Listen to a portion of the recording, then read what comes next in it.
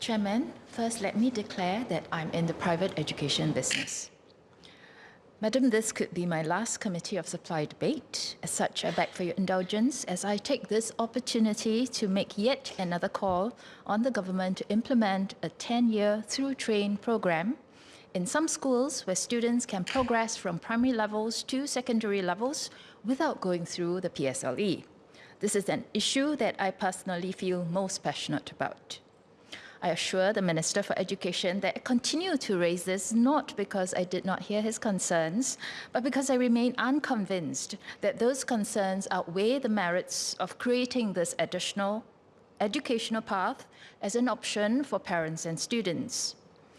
The Minister is concerned about how to cater to students with different learning abilities and needs in the 10-year through-train program. This can be addressed in two ways. One, reducing class sizes to reduce the range of diverse learning profiles and abilities within each class. Two, implementing subject-based banding. At the class level, we can use these two ways to manage the range of learning profiles. But at the school level, the students will still benefit from interacting with a wide range of students and learning to respect and deal with differences. With the end of streaming and introduction of subject-based banding, schools are already catering to diverse learning profiles. The Minister himself said this of subject-based banding, quote, "The positive outcomes in learning and social mixing give us confidence that this is the right thing to do," unquote. If we can do it with subject-based banding, we can do it with a 10-year through-train program. The Minister also made the point that PSLE is simply a means to help our children find a suitable learning environment. But PSLE is not the only means. Regular assessments within the school can also do this. This is being done all the time.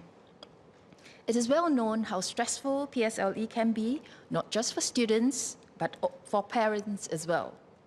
Instead of enjoying the time spent building bonds with their children, many parents instead spend the time nagging or disciplining their children to study harder and longer to do better in the PSLE in their anxiety to ensure their children's future. Such stress strains family relationships and adversely affects mental well-being. It would not be surprising for anyone observing this to conclude that life is much better without children.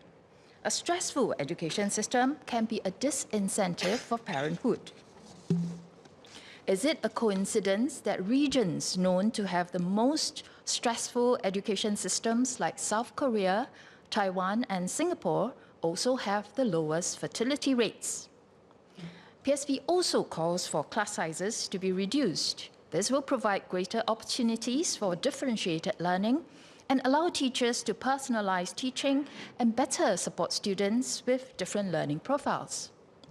As of 2023, the average class size was 33.6 in primary schools and 32.6 in secondary schools. This is far higher than the average public primary school class in OECD countries, which is 21.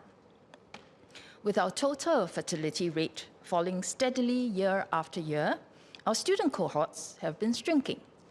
By maintaining teacher recruitment levels and keeping schools open even as student cohorts shrink, we can reduce class sizes without compromising on the quality of teachers. By making the PSLE optional, we may also be able to reduce academic competition and demand for tuition. In such a scenario, MOE could re-employ teachers who have left the education service for the private tuition industry to reduce class sizes in schools. There will always be segments of the student population that is difficult for mainstream schools to cater to. So if a small proportion of students require tuition, that is not worrisome. But if over half require tuition, then that cannot be healthy. In addition, examination preparation calls for memorizing and repetition, which are not skills that prepare our children well for a society that will soon be greatly changed by artificial intelligence. MOE has identified the 21st century competencies including values, social skills, critical thinking, etc., that are needed to prepare our students for the future. But without systemic changes, what will be the outcome of a poll on parents which they consider more important, PSLE or 21cc? It is survival instinct to adapt our behavior to that which brings rewards. And right now, our education system rewards efforts in preparing for PSLE more than efforts in building 21cc. Simply exhorting parents to change their mindset is not going to cut it. In a through-train program, time freed from PSLE preparations can be channeled towards building such competencies and better prepare our students for the future. As the Minister said, learning is a continuous journey, not just for 15 years, but for 50. It is important to nurture the love of learning in our children. A high-stress, high-stakes examination like the PSLE at such a young age does not help to do that. Once again, I urge the Minister to consider making PSLE optional by implementing a pilot through-train program and to reduce class sizes for the benefit of our dwindling number of children.